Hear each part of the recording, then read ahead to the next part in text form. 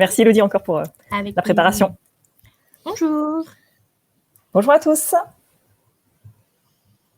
Et bienvenue donc à ce nouveau webinaire à destination des éditeurs, des industriels sur la mise en œuvre de l'INS.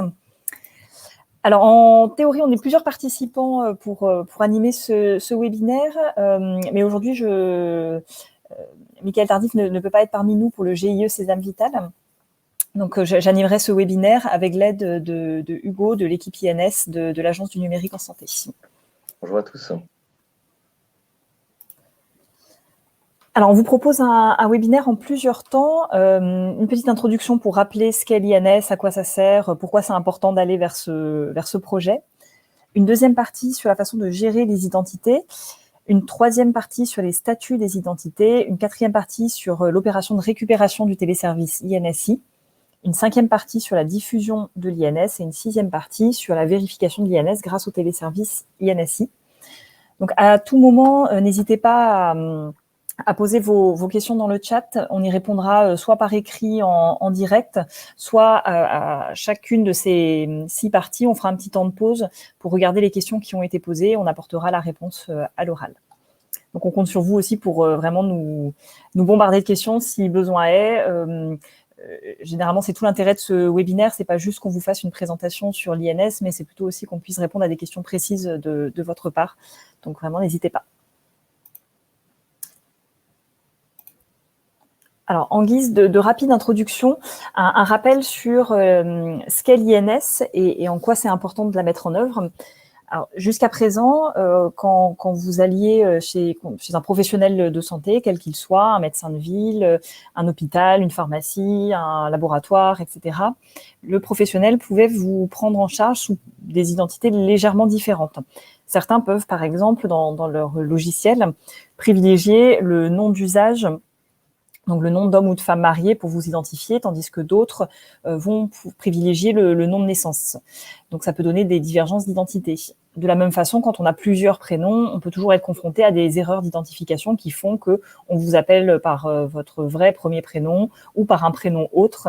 Et là aussi, ça peut donner du coup des identités usagées légèrement différentes les unes des autres, sans compter les erreurs de saisie, les erreurs diverses et variées sur votre identité.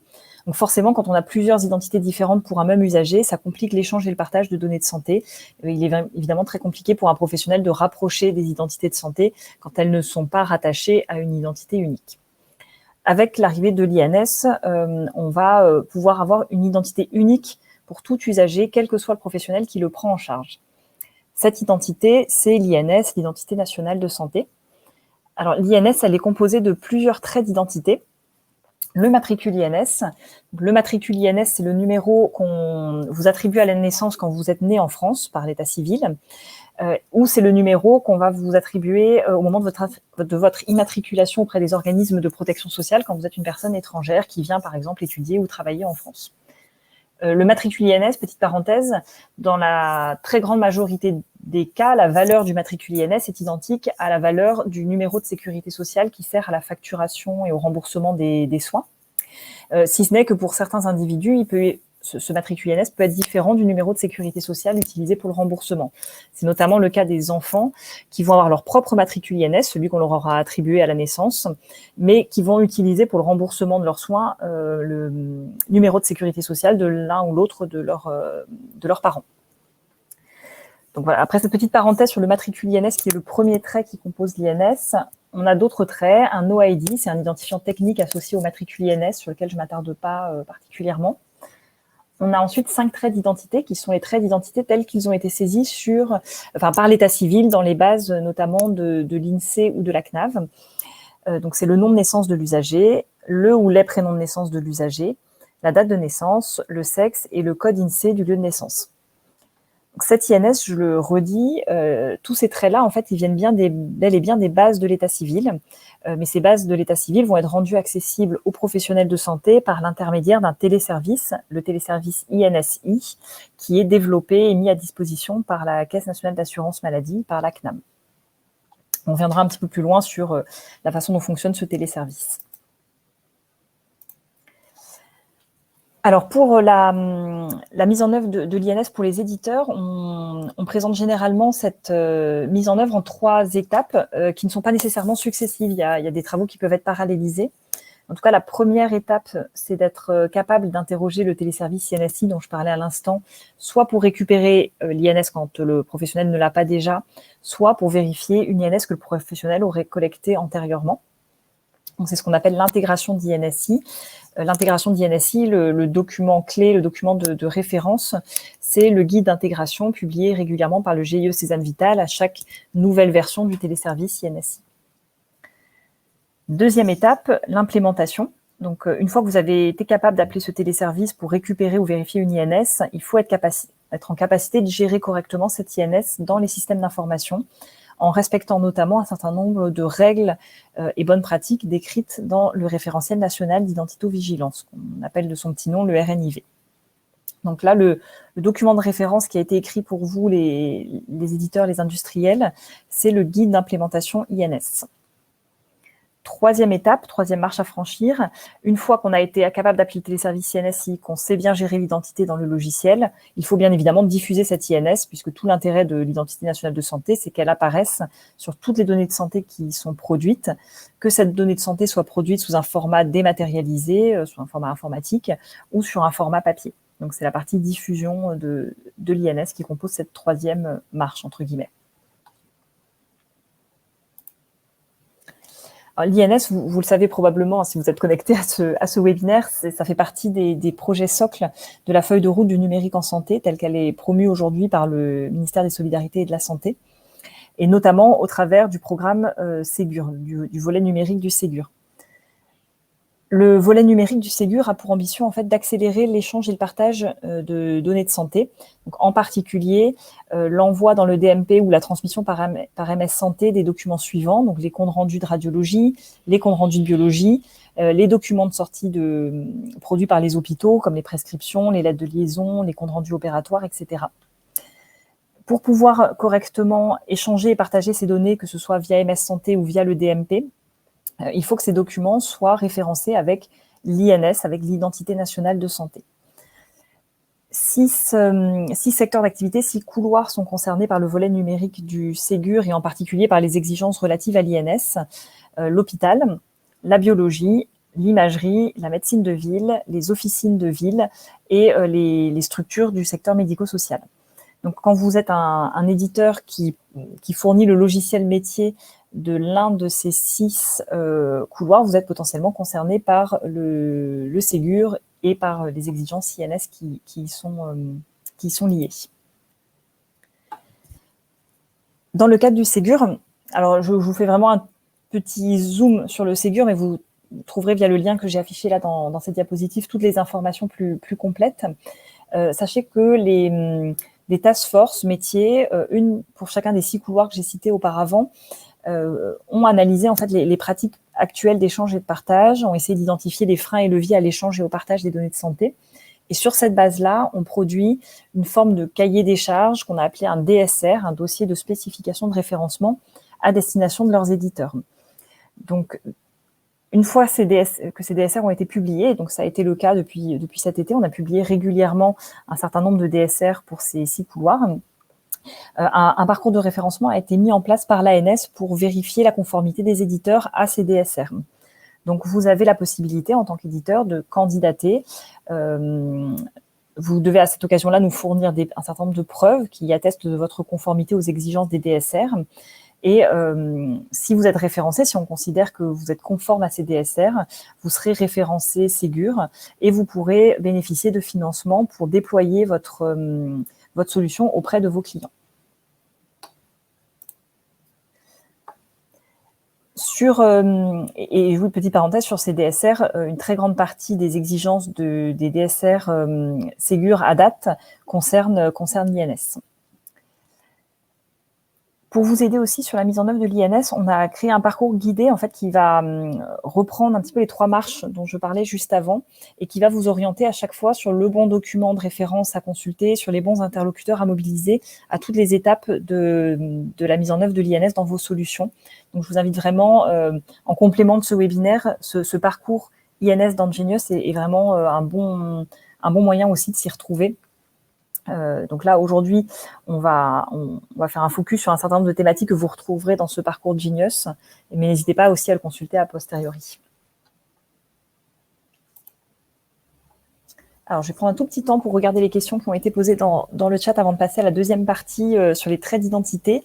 Donc oui, il y aura bien un replay. Hein, je vois la première question, en tout cas, nos webinaires sont toujours remis en ligne peu de temps après pour que vous puissiez les retrouver à la fois le PowerPoint projeté et puis le replay. On avait une question sur l'anonymat aussi. Alors j'étais en train de répondre, mais notamment en fait, Jacques Auchan nous demandait en fait comment est-ce qu'on allait gérer dans les systèmes d'information l'INS pour les patients anonymes. Alors pour les patients anonymes, je sais pas, je pense aux accouchements sous X ou des patients qui ne sont par exemple pas capables de décliner leur identité, on a on a justement un attribut, on le verra un tout petit peu plus loin, qui permet de toper des identités dites fictives, donc entre autres des identités anonymes. Et bien évidemment, quand on est sur des identités fictives ou anonymes, il n'y a pas de récupération de l'INS, pas de transmission de l'INS, donc voilà, ces usagers-là n'auront pas d'INS, ce qui veut dire de fait qu'on ne pourra pas alimenter par exemple leur DMP avec des données de santé de façon assez logique. On peut aussi avoir des cas où le patient souhaite où on anonymise le patient le temps de son séjour. Donc là aussi, pas de difficulté particulière. Rien n'empêche de récupérer l'INS une fois le séjour fini et une fois qu'on peut remettre la vraie identité sur le séjour. Le 3 rives... Pardon, vas-y Hugo. Non, j'avais juste ajouté qu'effectivement, si vous vouliez plus de détails sur les questions liées à l'anonymat, je peux vous renvoyer au référentiel INS. À la partie qui concerne les dérogations légales de l'obligation dans le Code de la santé publique, donc avec notamment ces cas d'anonymisation obligatoire. Et en complément aussi, et peut-être qu'on pourra vous mettre le lien dans le chat, le réseau des référents en identito-vigilance, qui s'appelle le 3 rives, donc c'est un groupe d'experts en identito-vigilance, a produit aussi une fiche pratique qui rappelle un peu les bonnes pratiques de gestion des identités quand on a dans les différents cas d'anonymat. Donc c'est plutôt une fiche métier à destination d'équipes identito-vigilance au sein des structures ou chez les professionnels, mais c'est vrai qu'en tant qu'éditeur, ça peut aussi vous donner des pistes sur la façon de gérer ce cas de figure. J'ai vu qu'on avait une question sur l'OID aussi, à laquelle tu as répondu, Hugo. Donc, effectivement, l'OID, c'est un identifiant extrêmement technique qui n'a pas vraiment de valeur métier, on va dire, pour l'utilisateur. Donc, il n'y a pas d'obligation de l'afficher en clair. Ça peut être... c'est une information qui va être véhiculée, mais qui peut être cachée, entre guillemets, pour l'utilisateur. Cette information sera présente peut-être uniquement en base dans ce cas-là.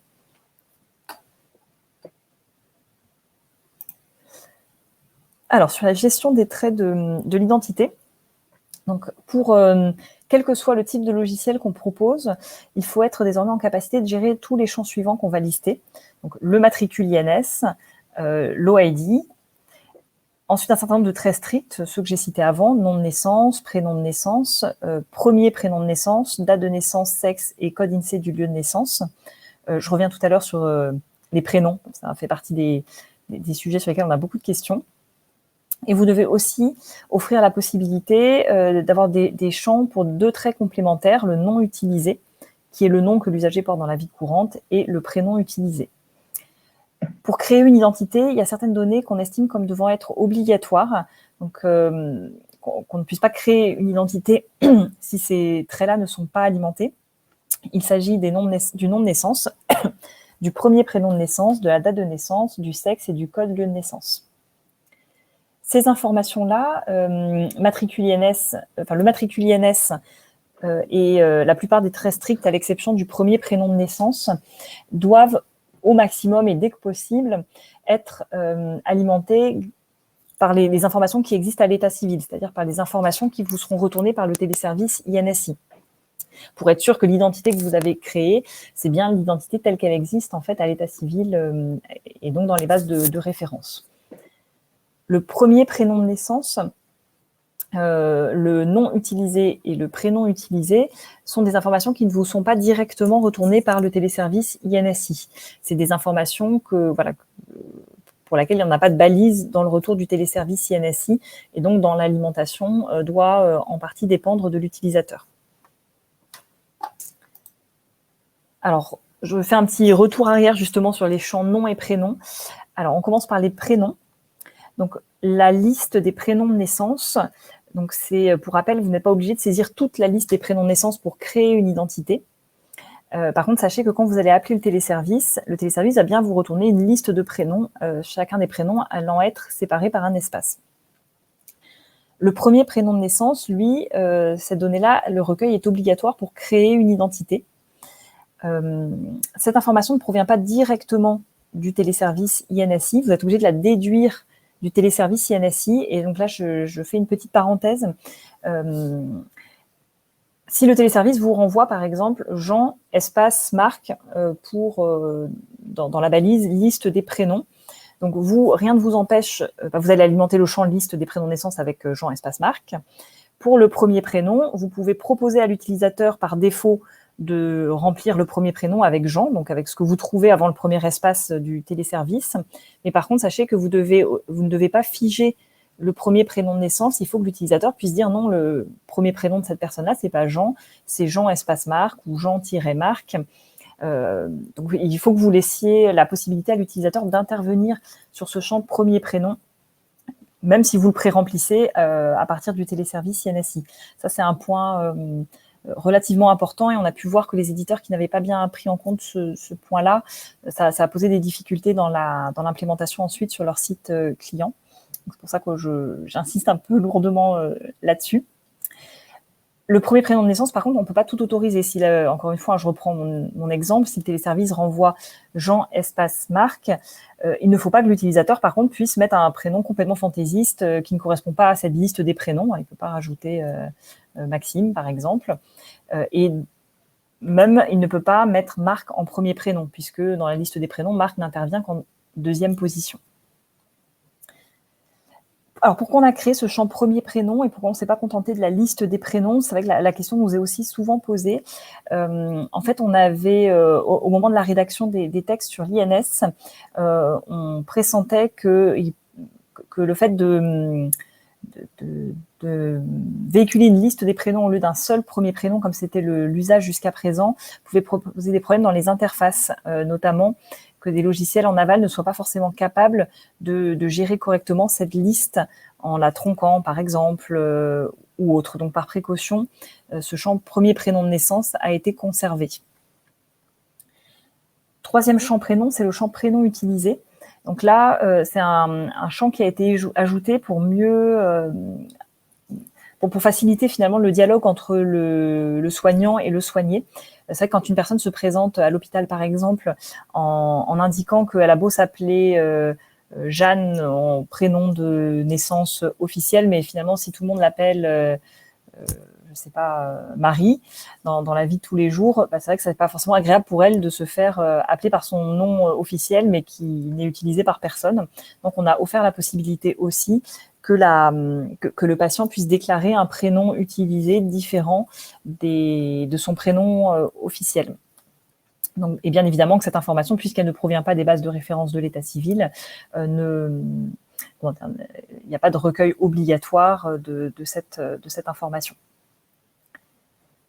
Petite précision, pour finir sur les prénoms, c'est un point d'attention sur le retour du téléservice. Le téléservice, quand il va vous retourner des prénoms, il y a une balise qui va s'appeler liste prénom, et c'est cette balise-là qu'il faut utiliser pour alimenter la liste des prénoms de naissance.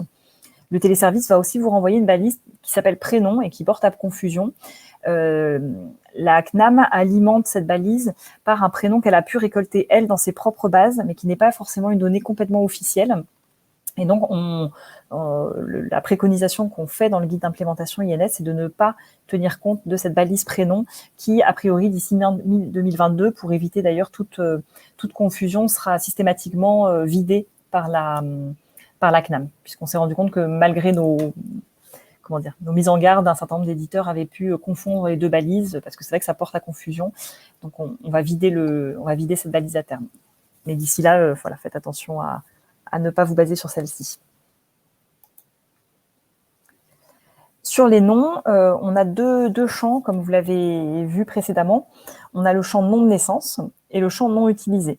Le champ nom de naissance est un champ obligatoire pour créer une identité et c'est un champ qui pourra aussi provenir du téléservice INSI. Le non utilisé, en revanche, son recueil est facultatif et ça ne sera jamais retourné par le téléservice INSI. De la même manière, ce champ a été prévu pour faciliter la relation soignant-soigné. Donc là aussi, si la personne se fait appeler par son nom d'homme ou de femme mariée dans la vie de tous les jours, c'est un petit peu dommage que ça ne puisse pas être le cas non plus quand elle est prise en charge par un professionnel de santé.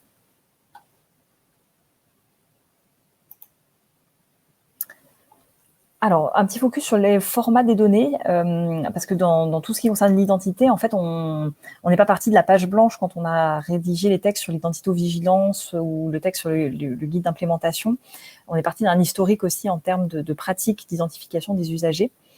Alors, sur le champ, par exemple, nom, prénom de naissance, les règles historiques qui étaient communément appliquées avant l'année dernière, c'était de saisir les noms et prénoms en majuscules, sans accent, sans signe diacritique, sans tiret, sans apostrophe, en vertu d'une instruction qui avait été publiée par la DGOS en 2013. Sachez maintenant que le téléservice INSI et les bases de référence de l'état civil gérant les tirets et les apostrophes, ces caractères deviennent désormais saisissables, on va dire, quand on crée une identité. Par contre, on reste toujours sur des saisies en majuscules, sans accent, sans signe diacritique. Les signes diacritiques, c'est les cédilles, les trémas, par exemple, etc. Sur les prénoms de naissance, jusqu'à présent, toujours en vertu de cette instruction des GOS, on saisissait uniquement le premier prénom de naissance des usagers. Là, comme indiqué précédemment, ce que va vous retourner le téléservice INSI, ça va être une liste des prénoms. Sur la date de naissance, jusqu'à présent, les consignes de saisie faisaient qu'on ne pouvait pas saisir de valeur exceptionnelle, c'est-à-dire qu'il fallait forcément que le jour soit compris entre 1 et 31, que le mois soit compris entre 1 et 12. Sachez que pour le moment, mais ça ne va pas durer, le téléservice INSI peut vous retourner dans des cas exceptionnels une date de naissance avec des 00 en jour ou en mois. Donc ça, si jamais le téléservice vous renvoie ça, vous devez ignorer le retour du téléservice et ne pas qualifier l'identité. On a demandé, et ça fait partie des évolutions qui seront mises en œuvre en 2022, que la CNAM transcode finalement ces dates de naissance en 00 pour se conformer aux règles de saisie des dates de naissance dans le référentiel national d'identito-vigilance. Donc typiquement, quand le jour de naissance ne sera pas connu, par défaut, le 00 sera remplacé par 01. Et si ni le jour ni le mois de naissance ne sont connus, la date de naissance qui est en 00/00 et l'année sera transformée en 31/12 de l'année en question. Sur le sexe, quand on est sur une saisie locale, on peut saisir un sexe indéterminé. Sachez en revanche que le téléservice INSI ne vous retournera jamais la valeur sexe indéterminé, neutre ou autre. Dans les bases de l'état civil, à l'heure actuelle en tout cas, seuls les sexes hommes-femmes sont présents et donc seront retournés par le téléservice. Sur le lieu de naissance, dernier champ, aujourd'hui, on avait l'habitude de saisir le lieu de naissance sous un format code postal. Demain, ce que retourne le téléservice, c'est le code INSEE, donc, qui est différent du code postal.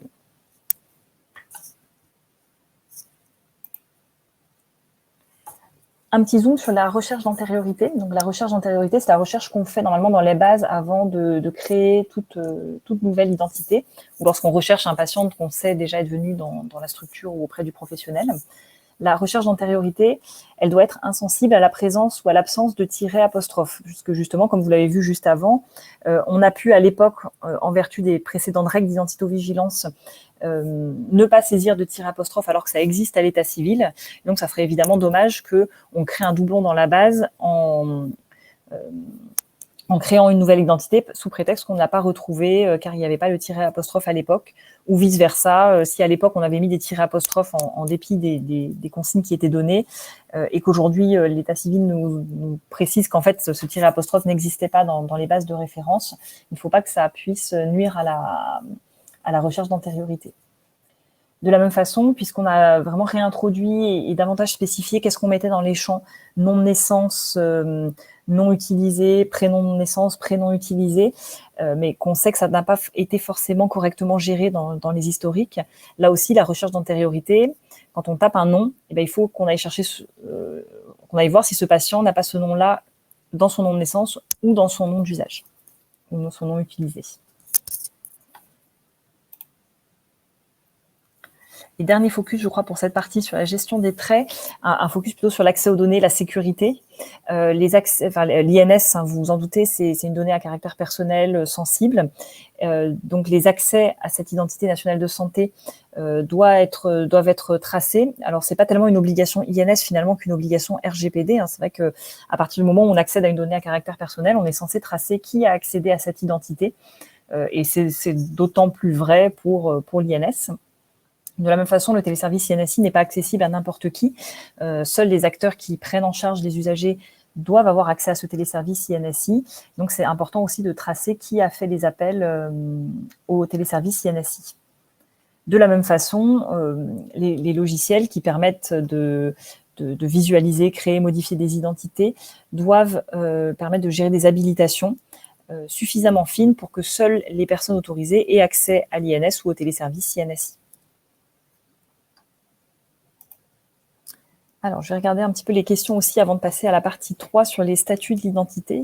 Alors, on en avait une, je pense que ça t'a peut-être un petit peu contribué à préciser en déroulant cette partie-là.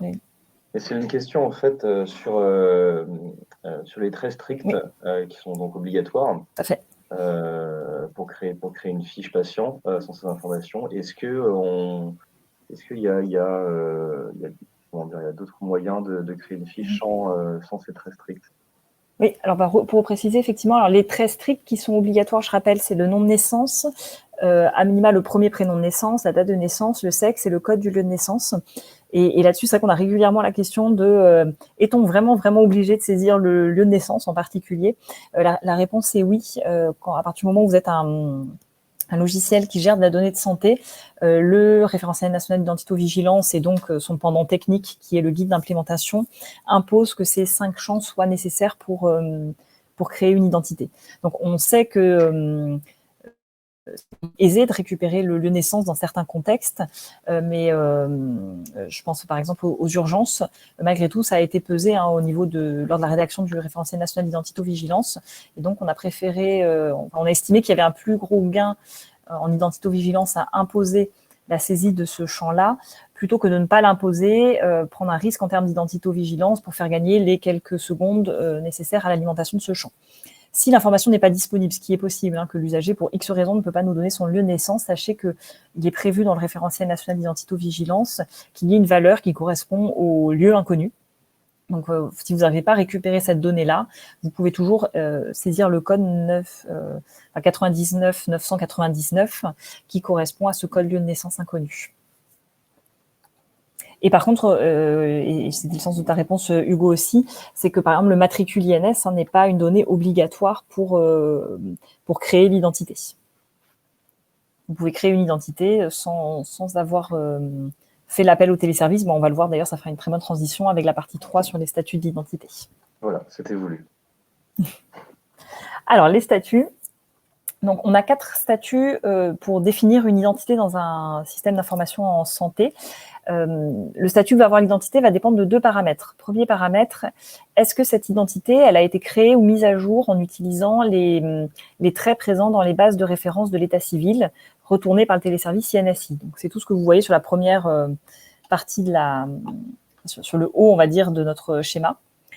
Deuxième paramètre, c'est de savoir si l'identité de l'usager a pu être vérifiée à partir d'un dispositif à haut degré de confiance. Donc, les dispositifs à haut degré de confiance, c'est soit la carte nationale d'identité, le passeport, le titre permanent de séjour pour une personne étrangère.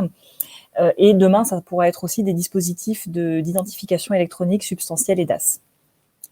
Si l'usager, on n'a pas pu appeler le téléservice INSI et utiliser le retour du téléservice INSI pour peupler son identité, et qu'en plus on n'a pas pu vérifier son identité à partir d'un dispositif à haut degré de confiance, l'identité sera provisoire. Si jamais on a pu faire la première opération, à savoir chercher les traits d'identité des bases de référence par l'intermédiaire du téléservice INSI, mais qu'on n'a pas pu avoir le dispositif à haut degré de confiance pour vérifier l'identité de l'usager, l'identité sera au statut récupéré. Si on a pu vérifier l'identité de l'usager avec un dispositif à haut degré de confiance, mais qu'on n'a pas pu faire l'appel au téléservice INSI ou qu'on n'a pas pu intégrer le retour du téléservice INSI pour alimenter l'identité, elle sera au statut validé. Si on a bien pu faire les 2 opérations, l'identité est dite qualifiée. Et bien évidemment, c'est le statut qu'on cherche à obtenir au maximum. En plus de ces 4 statuts, on ne va pas rentrer plus particulièrement que ça dans le détail, on a 3 attributs possibles pour les compléter. C'est-à-dire qu'on peut, par un système, par exemple, de cases à cocher ou autre, toper une identité pour dire « cette identité me paraît douteuse, je suspecte une usurpation d'identité », par exemple, ou les propos de l'usager ne me paraissent pas complètement cohérents, donc je crains qu'on n'ait pas affaire au bon usager. Donc là, vous pouvez cocher l'attribut identité douteuse, sachant que l'attribut identité douteuse sera forcément associé à une identité provisoire. On ne peut évidemment pas avoir une identité douteuse avec l'un des 3 autres statuts présentés juste au-dessus. C'est un peu la même chose pour l'identité fictive dont on parlait un tout petit peu avant, là, grâce à une question d'un des participants.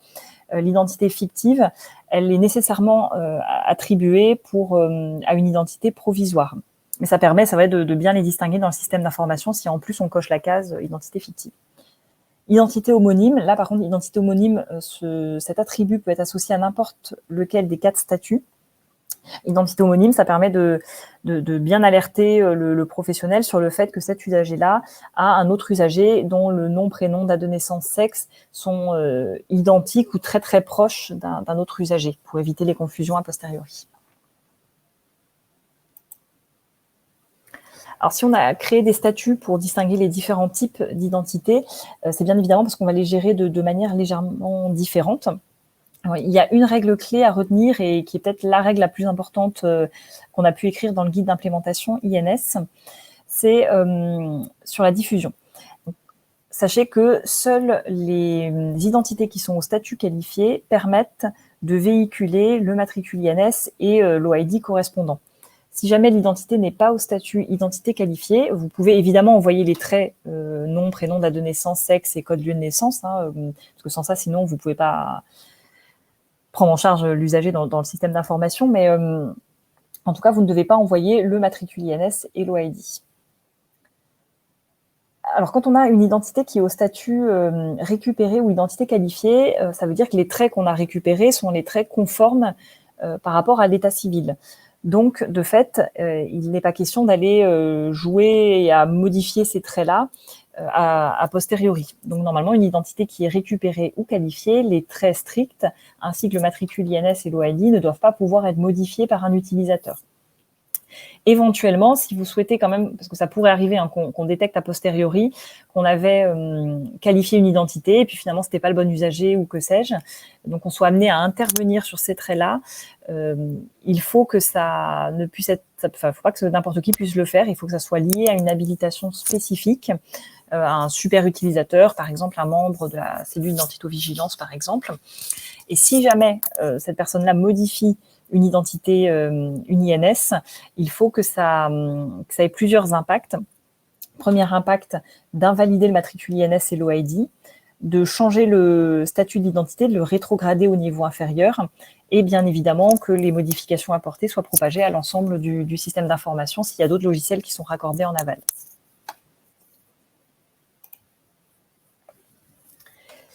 Le statut qualifié, donc c'est le statut vers lequel on essaie de faire tendre les identités au maximum.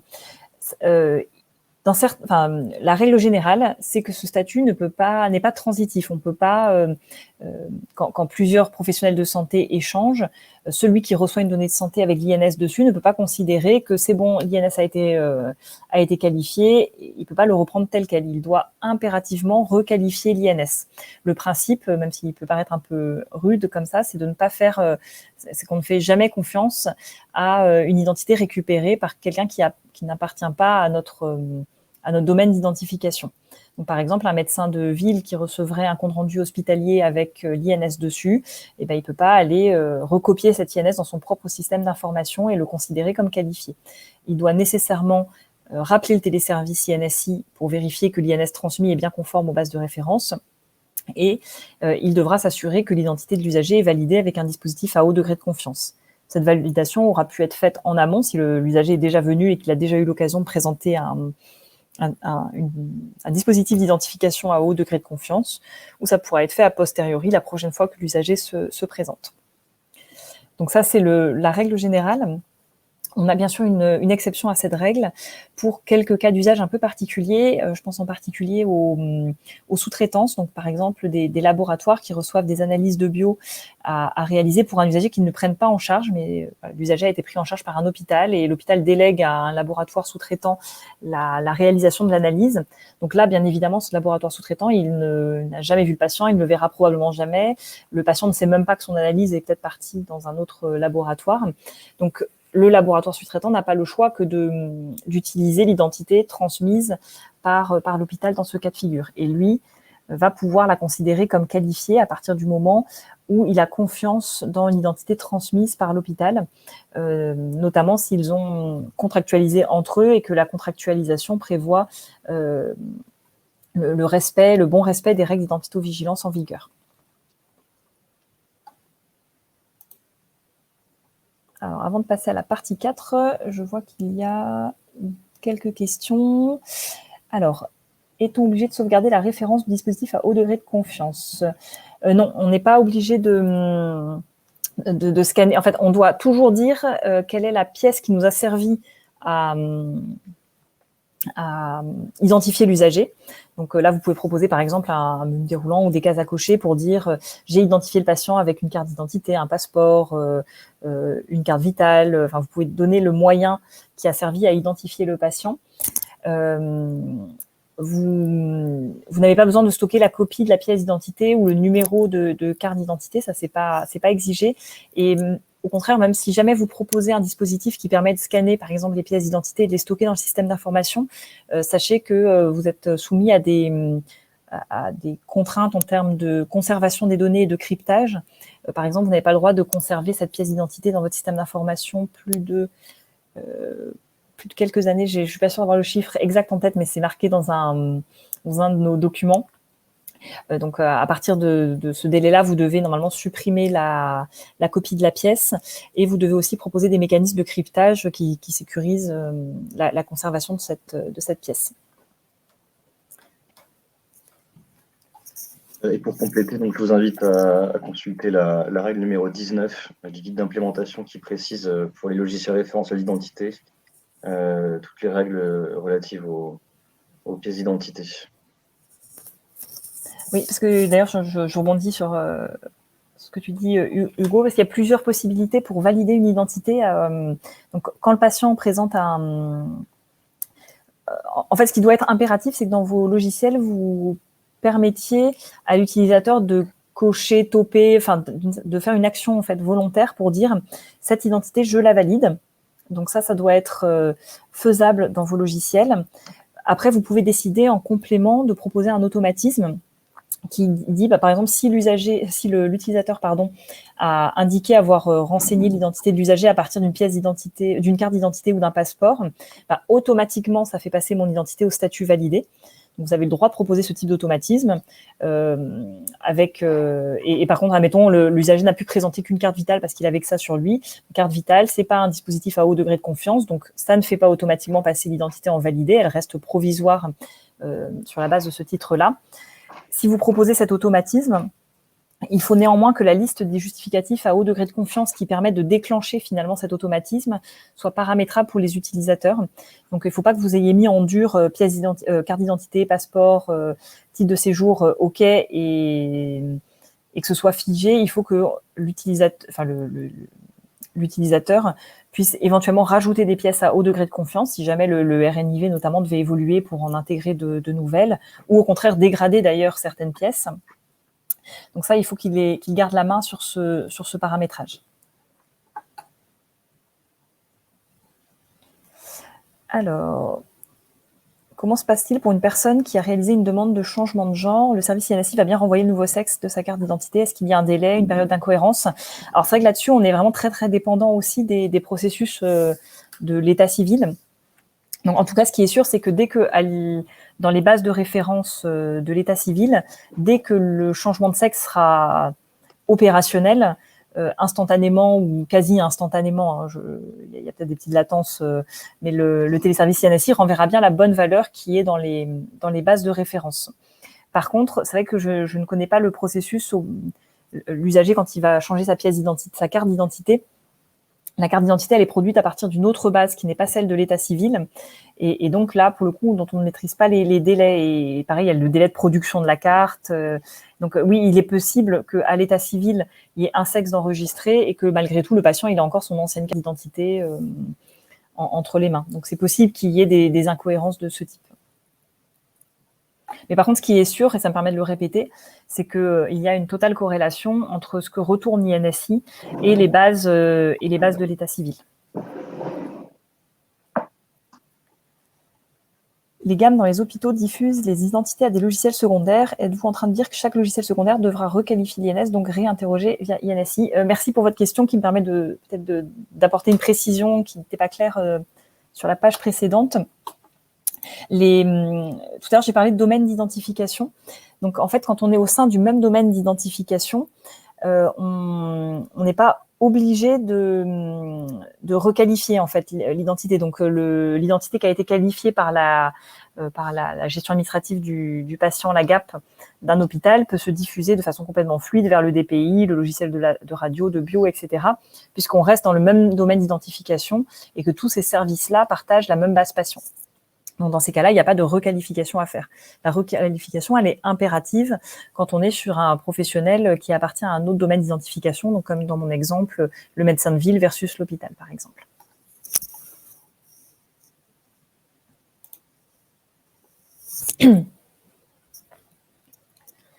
Alors, je passe à la partie récupération d'INS grâce au téléservice INSI. Une petite présentation de l'opération de récupération d'INSI. Donc, l'objectif de cette opération, comme son nom l'indique, c'est de récupérer l'INS de l'usager pour pouvoir soit créer son identité si cet usager n'était pas un usager, était un usager inconnu encore du professionnel ou de l'établissement, ou ça permet de récupérer l'INS pour mettre à jour l'identité d'un usager qui était déjà venu, mais pour lequel on n'avait jamais pu récupérer l'INS. Un point important, c'est que cet appel, il est nécessaire de le faire, entre guillemets, une fois. À partir du moment où vous avez appelé l'opération de récupération et que votre identité au statut soit récupérée, soit qualifiée, vous n'avez pas besoin de rappeler le téléservice à chaque fois que le patient se présente. C'est plutôt une opération qu'on fait une fois, idéalement la première fois qu'on voit l'usager lors de la prise en charge. L'appel au téléservice, l'opération de récupération du téléservice, c'est réservé aux logiciels dits référentiels d'identité, c'est-à-dire les logiciels qui permettent la création, la modification des identités. Alors, quelques exemples de contexte d'usage de cette opération de récupération. L'opération de récupération, elle peut être lancée en présence du patient, par exemple lors de son accueil administratif lorsqu'il vient à l'hôpital ou qu'il est pris en charge dans un cabinet de radio. L'appel peut aussi se faire en amont de la venue. Rien n'empêche d'appeler le téléservice un petit peu en avance, par exemple quand on prépare les préadmissions pour gagner du temps le jour J. Ça peut aussi être fait a posteriori. J'en parlais tout à l'heure quand on évoquait le cas de l'anonymat, enfin de l'anonymat temporaire en tout cas. L'appel à l'opération de récupération peut aussi être fait à partir d'informations transmises par un tiers. Par exemple, dans le cadre de la télémédecine, si le professionnel qui fait appel à nous nous a transmis l'identité de l'usager, rien n'empêche de lancer l'opération de récupération de façon asynchrone pour un acte de télémédecine. C'est quelques exemples, la liste n'est probablement pas exhaustive. Pour accéder à l'opération de récupération d'INSI, vous devez être soit doté d'une carte CPX nominative, quand je dis vous, enfin c'est plutôt les professionnels et les structures que vous équipez, doivent être équipés d'une carte CPX nominative. Alors CPX au sens, ça peut être une CPS, ça peut être aussi une CPE nominative. Les cartes de formation marchent, nominatives, les CPF nominatives marchent également. Et depuis septembre, vous pouvez également appeler le téléservice INSI en s'identifiant par certificat logiciel, sachant que le certificat logiciel qui doit être utilisé à ce jour, en tout cas, c'est le certificat logiciel de la structure, de la personne morale, acteur du monde de la santé qui appelle le téléservice. On ne peut pas utiliser le certificat logiciel d'un éditeur, par exemple, qui serait au nom de l'éditeur pour appeler le téléservice INSI. L'opération de récupération va pouvoir être appelée par carte vitale ou par trait. Donc l'utilisateur, soit il a le patient face à lui avec sa carte vitale, il insère la carte vitale dans le lecteur et ça déclenche l'appel au téléservice INSI. Autre possibilité, si l'usager n'a pas sa carte vitale, c'est de saisir dans son logiciel le nom, le prénom, la date de naissance et le sexe de l'usager à minima, et ça va lancer une recherche dans le téléservice à partir de ces traits-là. Donc, en découlent les données en entrée présentes dans le tableau. Donc, quand on fait l'appel par carte vitale, ce qui va être utilisé lors de l'insertion de la carte vitale, c'est les éléments NIR individu, date de naissance et rang, éventuellement le nom de naissance du porteur de la carte, dans certains cas. Quand c'est l'appel par trait, les traits minimums à saisir sont ceux que j'ai cités, nom de naissance, un des prénoms, date de naissance, le sexe, et en facultatif, le code de naissance peut être ajouté dans l'appel au téléservice. Le téléservice en sortie va vous proposer 3 types de réponses possibles. Dans le meilleur des cas, évidemment, il vous répond qu'il a trouvé une seule et unique identité correspondant à l'usager. Il va vous retourner son INS, donc son matricule, son nom, son prénom, etc. etc. Deuxième réponse possible, malgré votre recherche, aucune identité ne correspond à l'état civil à l'usager. Donc le téléservice va vous dire aucune identité trouvée. Troisième type de réponse, à partir des traits que vous avez saisis, il existe plusieurs personnes qui ont la même identité, ou des identités trop proches à l'état civil. Donc, le téléservice ne va évidemment pas vous retourner ces identités, mais va vous dire on en a trouvé plusieurs, on ne peut pas vous répondre, affinez votre recherche.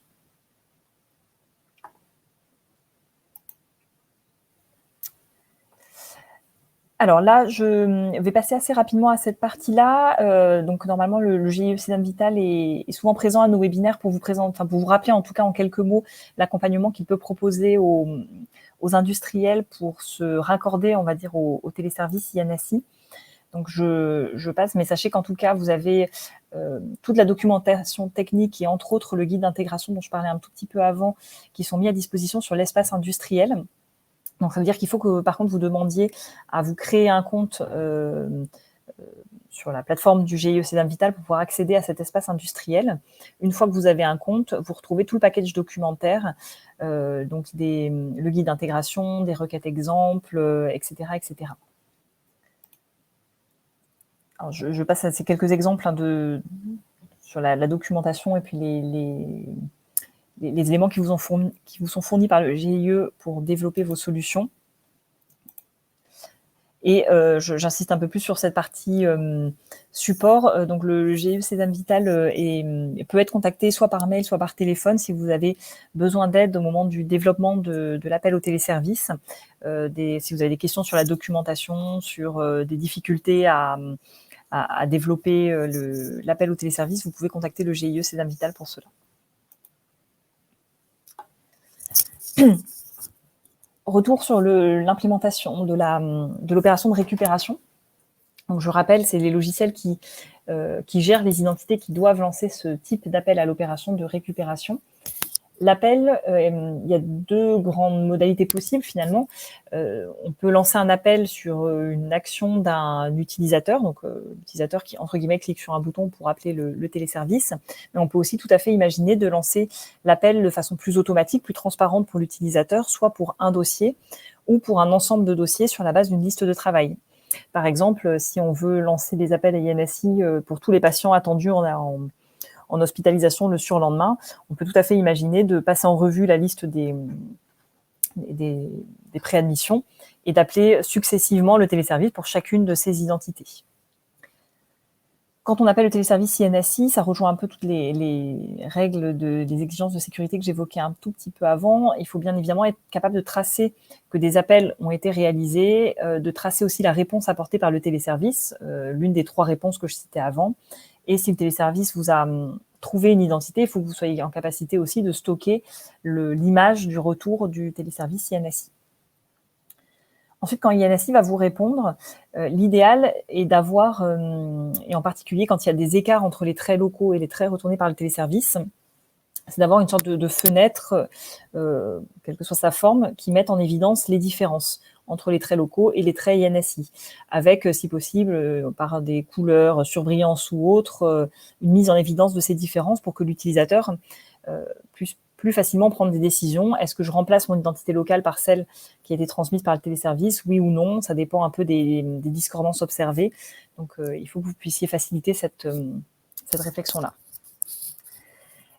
Et ensuite, donc, dans quel cas et comment est-ce qu'on met à jour l'identité présente dans la base locale par les données retournées par INSI? Plusieurs possibilités. On peut imaginer que ce soit l'utilisateur qui, à un moment, fait le choix et confirme qu'il rapatrie les données d'INSI dans l'identité locale. Donc, ça sera dans ce cas-là sur validation utilisateur, mais on peut là aussi imaginer des automatismes, des choses qui permettent de faire l'intégration du retour d'INSI de façon plus transparente pour le professionnel, mais auquel cas ça nécessite qu'en tant qu'éditeur, vous soyez capable de calculer une espèce de taux de ressemblance et que vous puissiez permettre à l'utilisateur de paramétrer un seuil. Si vous observez qu'il y a par exemple 100% de ressemblance, rien n'empêche de remplacer automatiquement l'identité locale par l'identité retournée par INSI. Par contre, il faut que l'utilisateur puisse dire attention, s'il y a tel type d'écart, on est sur un taux de ressemblance qui est de 90% par exemple, et auquel cas, là, ça bloque les automatismes et l'identité l'identité locale n'est pas automatiquement remplacée par celle d'INSI.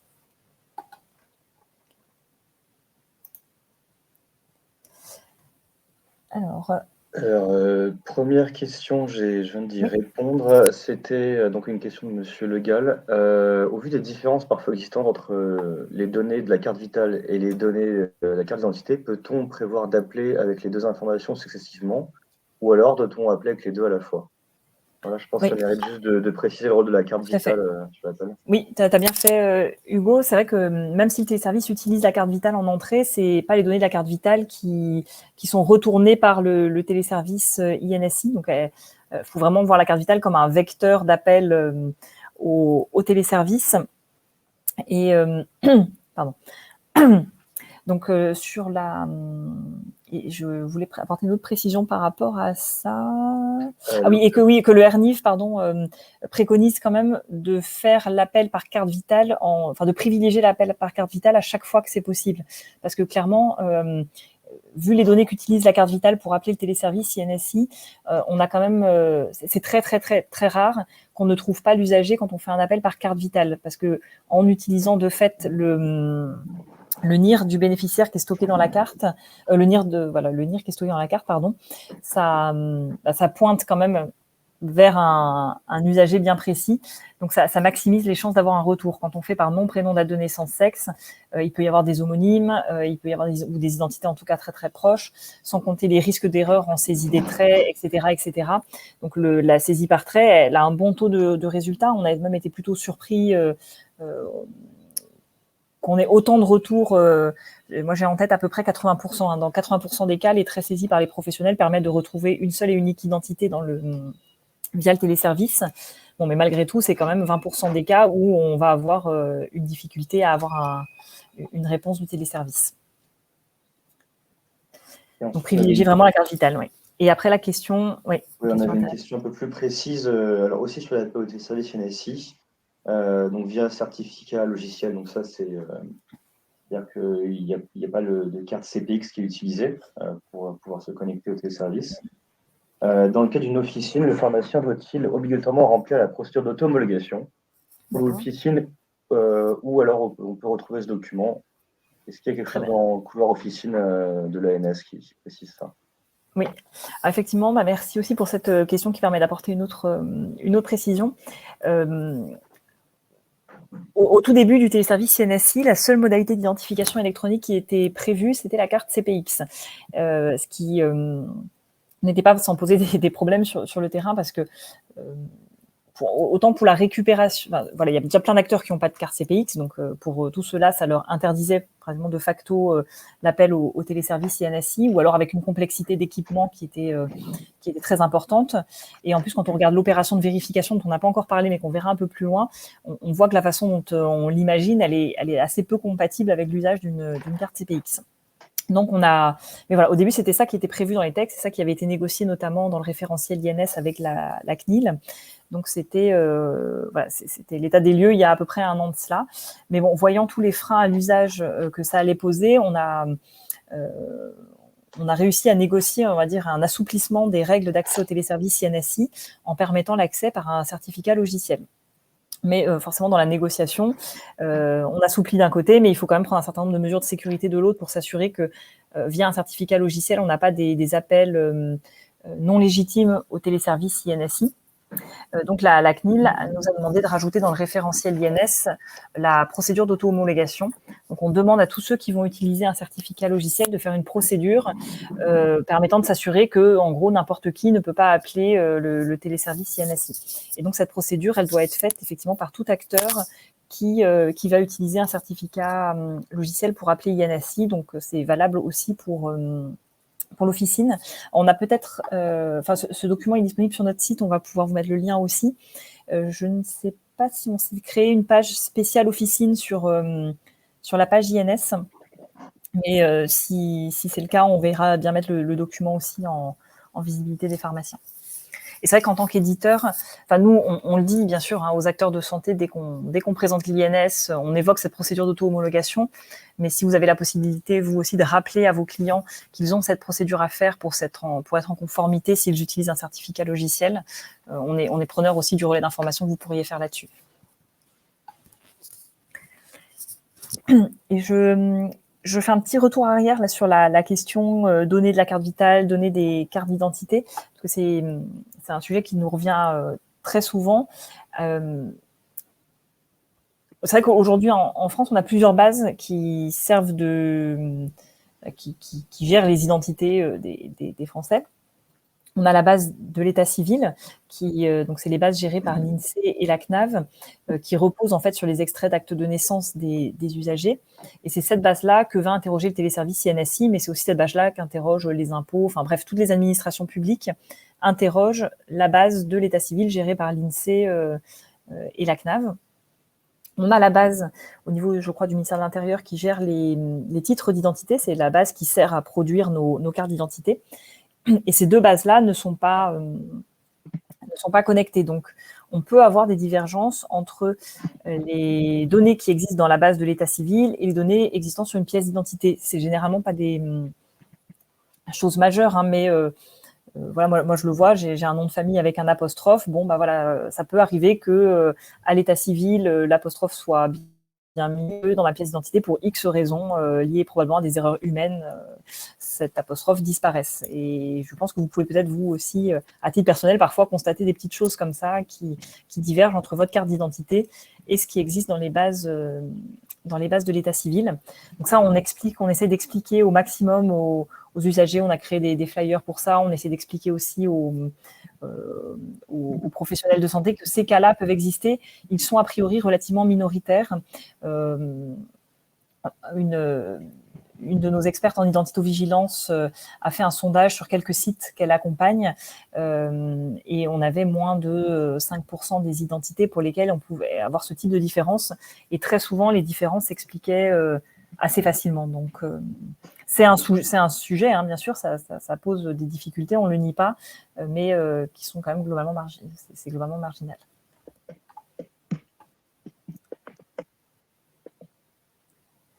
Et les données de la carte vitale, oui, dernière précision, l'assurance maladie, historiquement, a aussi géré ses propres bases avec ses propres traits d'identité. Donc, c'est vrai que les données de la carte vitale sont aussi divergentes potentiellement avec ce qu'on a à l'état civil et éventuellement aussi sur les pièces d'identité type carte d'identité, passeport, etc.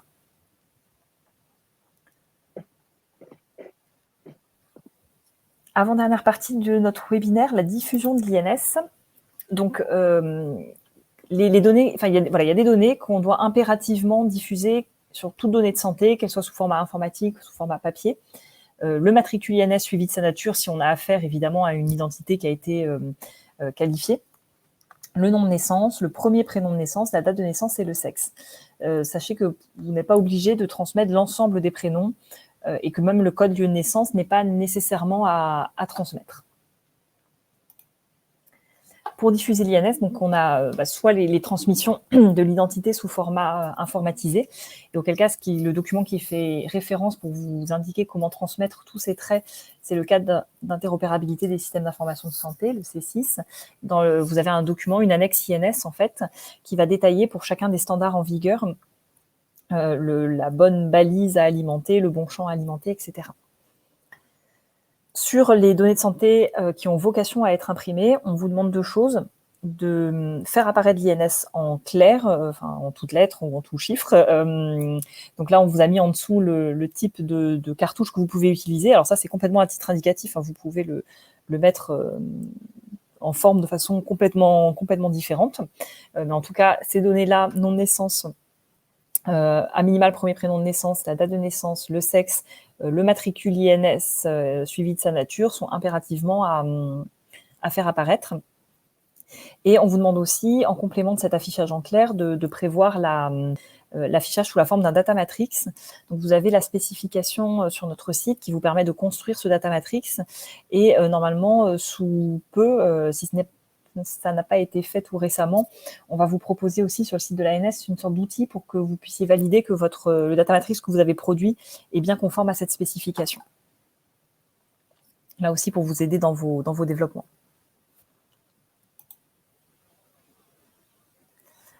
Alors, je vois une nouvelle question. L'appel au service INSI pourra-t-il se faire via la ICPS, via ProSanté Connect? Alors oui, ça fait partie des perspectives qu'on a. Notre première, la priorité qu'on s'était mise l'année dernière et cette année, c'était de permettre l'identification électronique par certificat logiciel.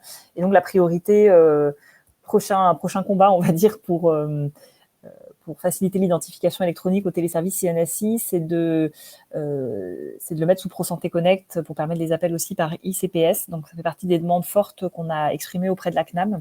Donc, le téléservice INSI évolue pour permettre ce type d'identification électronique. Malheureusement, par contre, je n'ai pas à ce jour d'échéance de la part de la CNAM. Elle ne s'est pas encore engagée sur une date précise à laquelle cette évolution sera disponible.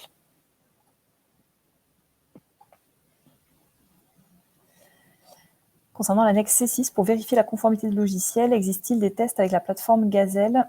Alors oui, je sais que notamment dans le cadre du Ségur, les messages que vous allez produire, et en particulier sur le standard IHEPAM, sont passés à la moulinette de cette plateforme Gazelle pour vérifier que ça respecte bien les spécifications du C6. Par contre, je ne suis pas sûre que cette plateforme soit pour l'instant mise à disposition hors Ségur, donc ça, il faut que je me renseigne. L'appel à INSI par carte vitale est-il obligatoirement à développer dans tous les logiciels? Alors, la saisie, l'appel par trait, pardon, est aujourd'hui obligatoire si vous voulez être autorisé pour appeler le téléservice INSI. Vous n'êtes pas forcément obligé de le faire par carte vitale. Par contre, sachez que dans le cadre du Ségur, notamment, il y a, je regarde rapidement, mais dans tous les DSR, on a bien demandé les 2 modalités carte vitale plus trait. Donc, vous devez, si vous répondez au Ségur, vous serez obligé d'avoir les 2. Par contre, selon votre secteur d'activité, vous pouvez ne développer que l'appel par trait si vous pensez que ça correspond aux attentes de vos clients, mais vous ne serez pas, vous ne pourrez pas prétendre au référencement Ségur dans ce cas-là.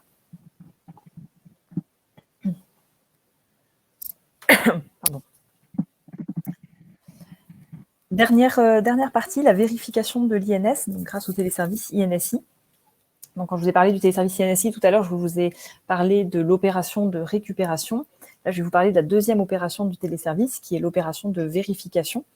Donc là, l'objectif, là aussi, comme son nom l'indique, c'est de vérifier une INS qu'on a déjà. Donc, c'est de s'assurer de la cohérence de cette INS avec ce qui existe dans les bases de référence. Ça, on peut le faire soit pour une identité qu'on a dans son propre logiciel, dans sa propre base d'identité. Donc, on veut s'assurer qu'une identité qu'on a récupérée il y a X mois, elle est toujours conforme aux bases de référence. Mais aussi, on peut vouloir le faire pour une identité qui nous est transmise par un acteur qui appartient à un autre domaine d'identification.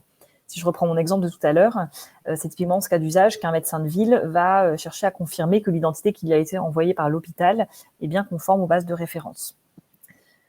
Le contexte d'usage, quel que soit le logiciel, cette vérification peut se faire à l'occasion d'un échange, d'un partage de données de santé. Donc, je reçois par MS Santé une donnée de santé, un document de santé référencé avec l'INS.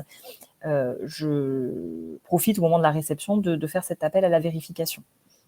Si je suis un logiciel référentiel d'identité, j'ai deux autres cas d'usage. Premier cas d'usage, je passe ma base patient ou usager en revue régulièrement pour m'assurer de sa conformité aux bases de référence. Donc ça, il faut le faire à minima tous les 5 ans, parce que dans le référentiel d'INS, en tout cas, on a demandé à ce qu'à minima tous les 5 ans, il y ait une vérification de l'identité de l'usager. Mais vous pouvez le faire plus régulièrement si vos clients vous le demandent. Et la vérification peut aussi se faire en amont de la venue d'un usager. Et en particulier, il y a certains usagers qui pourraient changer d'INS. Alors, c'est censé être très rare, mais on a parlé tout à l'heure des changements de sexe, donc c'est rare, mais ça arrive. Auquel cas, c'est vrai que l'identité de l'usager, elle va évoluer. De la même façon, quand les étrangers sont en cours d'immatriculation en France, ils ont un numéro provisoire. Donc ils vont avoir un numéro qui ressemble à un NIR, mais qui est un numéro d'attente, et pour lequel l'OID sera légèrement différent de l'OID rattaché au NIR. Donc voilà, la personne étrangère, le temps de son immatriculation, elle va avoir du coup une INS qui peut légèrement évoluer au niveau de l'OID par la suite. Et donc c'est vrai que quand on a affaire à une personne qui a un OID entre guillemets provisoire, ça peut être important régulièrement de vérifier que cet OID provisoire n'est pas passé en définitif.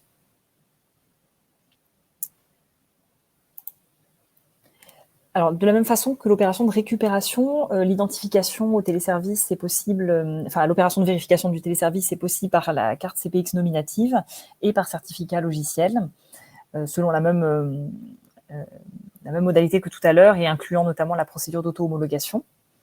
Les modalités d'appel, donc on peut appeler cette opération de vérification de 2 façons, soit de façon unitaire, soit par un appel en masse. Les données en entrée à fournir à l'opération de vérification, c'est l'INS, donc c'est le matricule, l'OID, le nom de naissance, à minima un prénom, la date de naissance, le sexe et éventuellement le code de naissance. Et là, le téléservice a 2 réponses possibles. Soit c'est OK, ça veut dire qu'il n'y a pas de différence par rapport aux bases de l'état civil, soit c'est KO, il y a une différence, même légère, avec les bases de référence. Alors maintenant, comment on gère cet appel et cet appel à la vérification?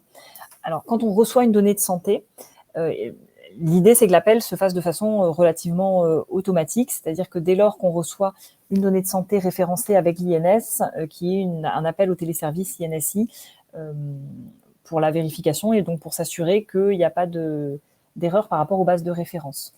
Si jamais l'acteur de santé a déjà l'INS de cet usager-là dans sa propre base et que cette INS est qualifiée ou récupérée, il n'y a pas obligation de refaire des vérifications à chaque fois, puisque si ce que nous transmet l'émetteur est conforme à ce qu'on a dans notre base et que dans notre base, on sait que c'est qualifié, il n'y a pas besoin de refaire cet appel à l'opération de vérification. Et de la même façon, comme l'un des participants m'a permis de le préciser tout à l'heure, cette vérification est nécessaire uniquement quand on est dans des domaines d'identification différents. Quand on est au sein du même établissement, par exemple, il n'y a pas de revérification à toutes les étapes entre la GAB, le DPI, le logiciel de bio, de radio, etc. Toujours sur nos principes de sécurité, de traçabilité, tout appel à INSI sur la partie vérification doit être tracé, ainsi que le retour du téléservice, OK ou KO. Et qu'est-ce qu'on fait maintenant quand le téléservice nous répond OK? Donc là, pas de sujet, on peut intégrer automatiquement la donnée de santé et on peut même d'ailleurs, si on ne connaissait pas déjà l'usager ou si on n'avait pas eu l'occasion de mettre à jour son identité avec l'INS, on peut même créer ou mettre à jour l'identité de l'usager en intégrant toutes les données transmises par l'émetteur. Par contre, si le téléservice nous répond KO, nous dit qu'il y a une erreur dans l'INS transmise par un tiers, il ne faut pas qu'il y ait d'intégration automatique de la donnée de santé. Il faut qu'il y ait une forme de message d'alerte à l'utilisateur et qu'il puisse éventuellement, lui, manuellement intégrer la donnée de santé dans le dossier du patient qu'il souhaite, mais que ça ne soit pas fait automatiquement de façon transparente pour lui. Il faut qu'il puisse donner son avis sur est-ce qu'on parle bien du même usager ou pas. Et si jamais on voulait de la même façon profiter de la transmission de cette INS pour actualiser notre propre identité dans notre base, si le retour est KO, bien évidemment, on peut créer ou mettre à jour l'identité de l'usager au niveau des traits, nom, prénom, date de naissance, sexe, ou éventuellement code de naissance, mais pas intégrer le matricule INS ou l'OID qui a été transmis. Si on est dans un logiciel qui est uniquement référentiel d'identité, là, ça touche plutôt les cas d'usage dont je parlais tout à l'heure d'appel en masse quand je passe en revue toute ma base patient. Donc là, il faut idéalement, en tant qu'éditeur, que vous permettiez à vos clients de programmer ces appels en masse et qu'ils puissent définir à quelle fréquence ils les font, sur quel périmètre, etc. Et pour les appels automatiques, mais plutôt unitaires, donc c'est les cas que j'évoquais tout à l'heure, ça peut être intéressant de prévoir un automatisme pour appeler la vérification régulièrement à une fréquence à définir pour les usagers qui ont un matricule INS non définitif. Donc, on appelle ça le NIA, le numéro identification à attente. De la même façon, sur la traçabilité, pas de changement par rapport à ce que je viens de dire. Il faut tracer tout appel au téléservice. Et sur la façon de gérer le retour du téléservice, si le téléservice nous répond KO sur une identité qu'on a dans notre base, il faut rétrograder le statut de l'identité et supprimer, invalider le matricule INS et l'OID, puisque de fait, le téléservice nous dit que cette identité n'est plus conforme. Si on a un retour OK sur une identité présente dans notre base, bon là, il n'y a rien à faire de particulier, pas d'action à mener.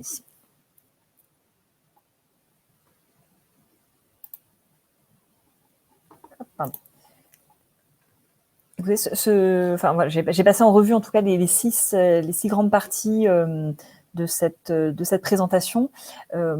On essaye à travers ce webinaire de vous donner un aperçu de ce qu'on a mis dans le guide d'implémentation, de chacun des chapitres du guide d'implémentation. On n'a pas cherché à reprendre tout ce qui est écrit dans le guide d'implémentation, puisqu'il y a, je crois, 55 règles. Donc, ça serait un petit peu fastidieux de les reprendre, évidemment, une à une en séance. Donc là, c'est un panorama. C'est important de le compléter par le parcours Genius dont je parlais en introduction. C'est important de le compléter par la lecture complète du guide d'implémentation. Et sachez que voilà, on a un quart d'heure encore pour ce webinaire. Donc, si vous avez des questions et que vous souhaitez les poser dans le chat, aucun souci, on est à votre disposition. Et plus généralement, si vous avez des questions, on va dire, en dehors de ce webinaire, on a mis en place avec le GIE Sésame Vital un circuit dans lequel, en contactant le GIE Sésame Vital, vous pouvez poser toutes vos questions sur l'INS. Soit le GIE Sésame Vital est en capacité de vous répondre parce que c'est sur son périmètre, le GIE est en plus sur la partie téléservice et ils vous répondront. S'ils ont des questions auxquelles ils ne savent pas répondre parce qu'elles sont plus sur la partie implémentation, c'est nous, ANS, qui prenons le relais pour vous répondre. Donc le bon canal de contact à utiliser, c'est les coordonnées du GIE Sésame Vital que je vous projetais un tout petit peu plus tôt dans la présentation. Et de la même façon, si vous avez des questions alors qui sont relatives à INS, mais en lien avec DSR Ségur, donc des questions qui se rapportent à la procédure de référencement Ségur, on a donc le site là aussi dont je vous donnais l'adresse en introduction, le site dédié aux industriels, sur lequel vous pouvez poser toutes vos questions au support Ségur. C'est des questions qui pourront potentiellement nous revenir à nous, équipe INS, si le support central Ségur n'a pas la réponse. Oui, je crois qu'il y a également un parcours guidé pour le financement de Ségur numérique sur le Genius aussi. Je vais vous mettre l'adresse dans le chat. Oui, pour compléter la présentation que j'ai faite en introduction rapide sur le Ségur, je ne sais pas si c'était forcément un sujet, le Ségur et les modalités de financement que vous aviez tous bien à l'esprit. Donc, ce parcours-là pourra en effet compléter tout ça.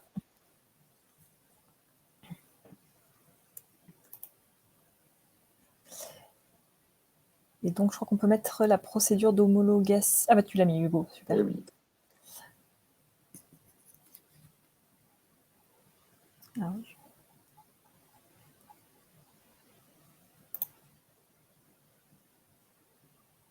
Alors, je ne vois pas de nouvelles questions apparaître. On va rester connecté de toute façon un tout petit peu avec Hugo et Elodie si besoin.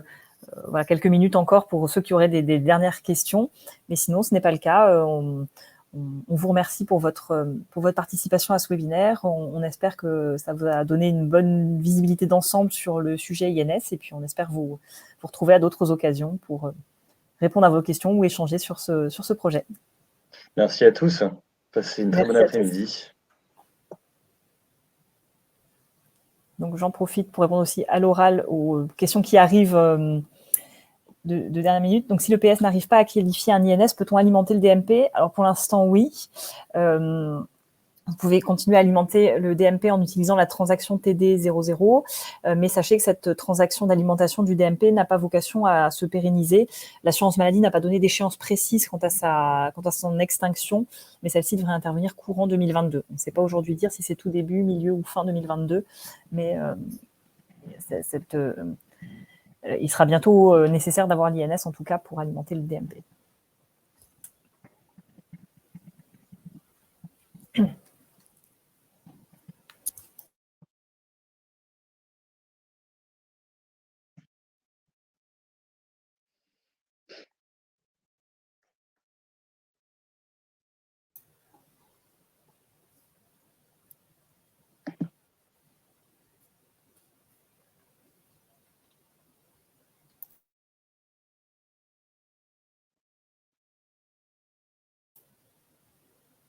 N'hésitez pas encore, s'il y a quelques questions résiduelles, on reste encore quelques minutes en ligne. Et puis pour ceux qui n'ont plus de questions, merci à nouveau pour votre participation.